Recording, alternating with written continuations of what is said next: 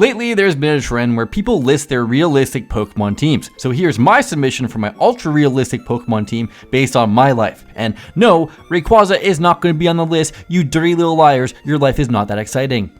Starting off with the starter, we're choosing Rowlet because lately there have been 4 or 5 barn owls in my tree screeching all night without a care in the world about my sleep schedule, so I'm yoinking one of them to set an example for the others. My second Pokemon would easily be Houndoom because I have 2 dogs, both of which are black, but one is fat, while the other is lean, agile, has a bit of an attitude problem, and looks eerily similar to Houndoom when he's attacking me.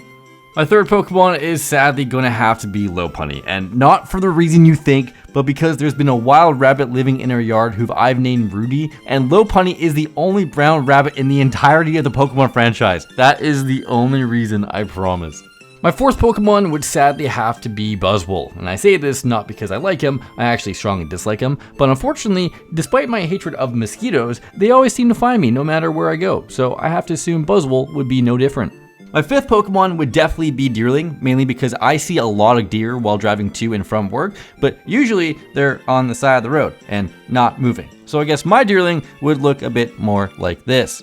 And last but not least, my sixth Pokemon would have to be Corviknight, because I've always wanted to befriend a crow or have a pet crow that brings me cool things. So one day I will have a pet crow, and his name will be Corviknight. Let me know what you guys think about my team and tell me what your top 6 realistic Pokemon are too.